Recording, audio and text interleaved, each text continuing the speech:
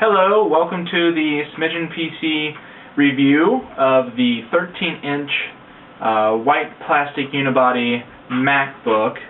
This is the new model, or really a refreshed model. Came out late May 2010. Still has the same basic design as the previous model, but it has some hardware updates. And the processor and the graphics and etc.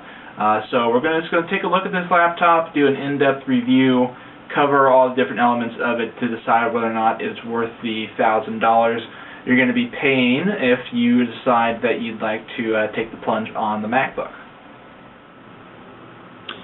So the MacBook is still using the same sort of white design aesthetic that has been used by Apple for many years now. So it's sort of kind of cliche now, but it still looks good. The basic elegance of it is quite refreshing compared to a lot of laptops which either try to be too flashy or just try to be too different and, you know, with a lot of color and etc., but don't really get the quality of the materials down in order to make the product look good. This is, we'll open it up here and see this is a unibody design, and what they mean by unibody is that the lower chassis of the laptop doesn't have any real seams to it. This is going to come in here closely to the side of the laptop, and you'll see it's all very smooth. That's because once they went unibody with the plastic MacBook as well, basically there's not any seams in the lower chassis at all. It's all just one piece. There isn't even any apparent vents. The vent actually for cooling, there's a vent that appears to be hidden back here, and it's right along this edge where the display and lid connects to the lower chassis. And then also apparently these are supposedly cool through the keyboard. It's not. I'm not really sure how that works because there's no apparent airflow through the keyboard that you can feel, but that is what I've heard, and I believe I've seen that on some Apple promotional material. Overall, the laptop is extremely solid. I say that as an owner of IBM and then Lenovo ThinkPad laptops exclusively up until now. This laptop is easily, well, I won't say necessarily easily, but it is more durable in its feel and construction than my previous Lenovo R61 laptop. There's a couple areas in particular which impressed me. One is the lid. I'm just going to, let's take a look at the display here. And I'm going to just take a hand here and try and move it, and you'll notice there's not really a whole lot going on with the LCD display. There's no changes in color.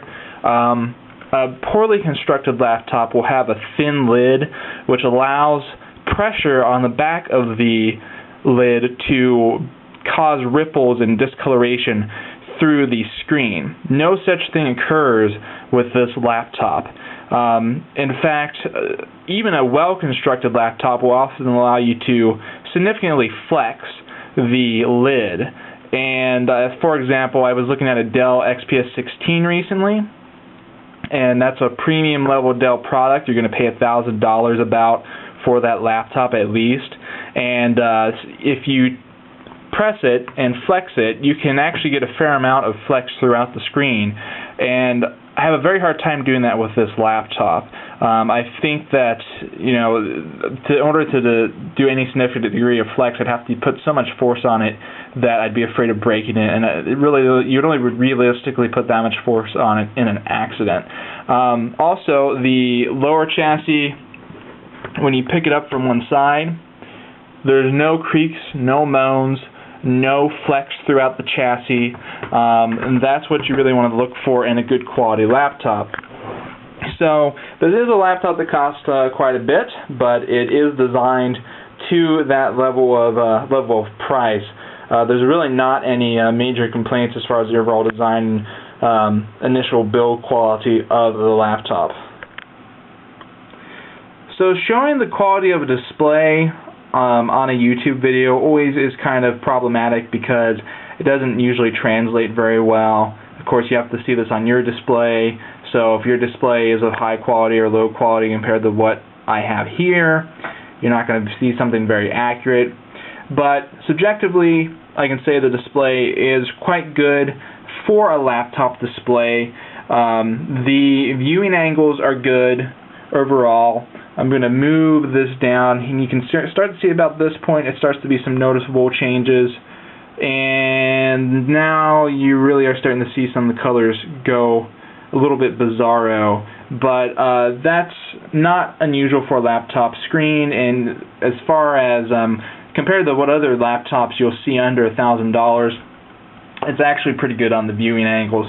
The colors are quite bright and vibrant, and it's very good. It's extremely good in games and movies, but also just viewing web pages, very enjoyable. And as far as the image quality goes, the only problem I really notice is that it does tend to be poor on the black levels. If you look at a dark screen, dark image, you're watching a dark scene in a movie, the best that the MacBook can kind of do is sort of a muddy gray, which again, it's pretty typical for a laptop screen, but it's not great. It's something worth mentioning. Another issue is that the resolution is not incredible. It's pretty typical for this size of laptop. It's 1200 by 800. One thing to note is that this is 16 by 10 format rather than 16 by 9, which is what a lot of laptops are using these days. I actually prefer this format. I'm quite glad that Apple is keeping this format for the time being. So the display is overall, I'd say it's average for a laptop of this price. It's not terrible. It's not going to knock your socks off either, but gets the job done.